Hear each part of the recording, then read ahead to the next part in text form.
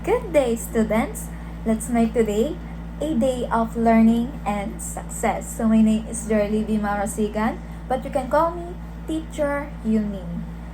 So, today we will be talking about the word formation, but focusing on the initialisms and the acronyms. So, for today's lesson, we'll dive into a fascinating topic that we actually encounter every day. The word formation with a special focus on acronyms and initialisms. Now, you might be surprised by how many of these is we already use without even noticing it. Now, think about the terms like LOL, NASA, or ATM. So, we say them so naturally, but do you know how they're formed and why some are read as words while others are spelled out? Now, before we start, let's test our knowledge with a quick challenge. I'll show you some familiar phrases, and I'd like you to read them aloud for the class. Let's see if you read them as a word or letter by letter. Ready? Here are the phrases. Alright. You notice that some of these shortened phrases are read as a word, like NASA or LOL, while others are read as letter by letter, like KFC or FBI. Now, this is exactly what we're going to learn about today. When we read them as a word, we call them acronyms. Again, what do you call them? Acronyms. Now, when we read them letter by letter, we call them initialisms. Did everyone understand? So, in our lesson today, we'll discover the difference between acronyms and initialisms. Now, and practice how to use them correctly. By the end of this lesson, you'll be able to easily identify whether a word is an acronym or an initialism. Now, based on the title of our lesson, word formation, acronyms, and initialisms. Now, what do you think we will be learning today? Can anyone share a guess? Alright, let's begin our discussion. So, earlier in our activity, you read some examples like LOL and FBI. Some of you read them as words and some of you spelled it out. Now, that's exactly what we'll learn today. These are part of a process in English called word formation. Now, this is the process of creating new words from creating existing ones. There are many ways words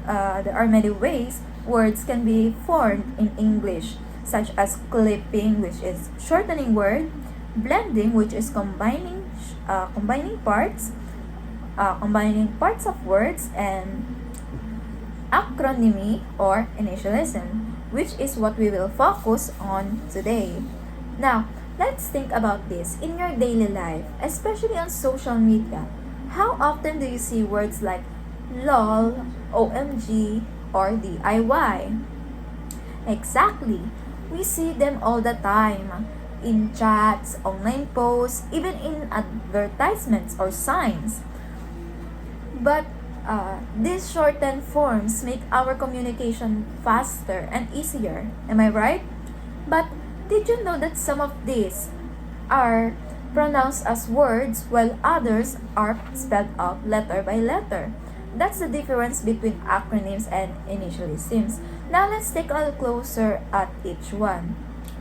There are two common types of these. First, let us tackle the acronyms. So, the acronyms are formed by taking the first letters of several words and pronouncing them as words. For example, the National Aeronautics and Space Administration is called an acronym. The acronym of this is NASA. You notice how the first letters of each word are put in a shorter word, which is NASA. N stands for national. A stands for aeronautics. And S stands for space. And lastly, the A stands for administration. That is also just like our next example. TESDA. T stands for technical, E stands for education, S stands for skills, D stands for development, and lastly, A stands for authority. So, notice how we say them as NASA, TESDA. These sound like regular words, right? Now, that's because acronyms are designed to be easy to say. We use them so we don't have to repeat long phrases all the time.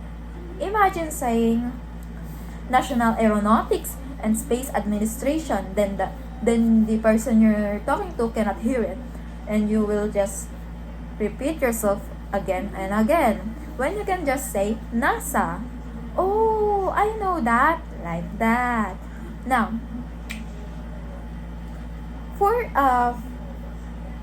we use them so we don't have to repeat long phrases all the time.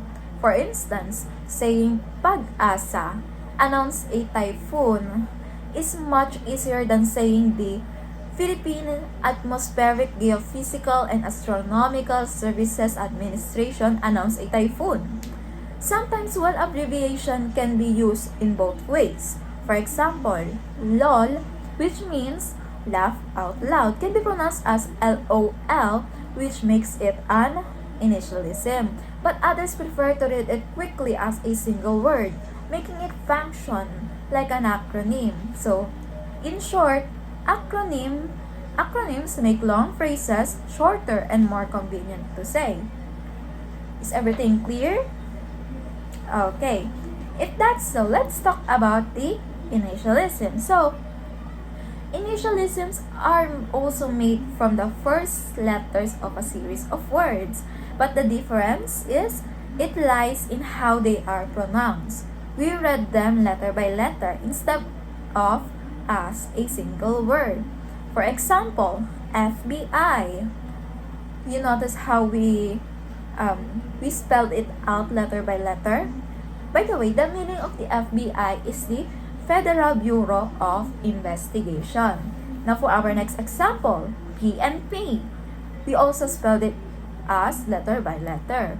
But do you know the PNP means is Philippine National Police? And lastly, we also have the DOH, which means Department of Health.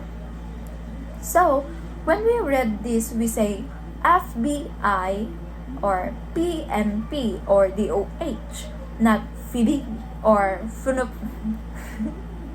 So, the main purpose of initialisms is to save time and space in writing and speaking, especially for long institutional names or official terms. Unlike acronyms, initialisms often remain pronounced by letters because they don't form pronounceable words. For example, if we try to read PNP as a word, it wouldn't make sense, right? That's why we read it letter by letter. Like I said earlier, we cannot read that as a prinofu. Like, what is that? Does that make any sense? No. So, we read them letter as letter. So, both are abbreviation, but the way you pronounce them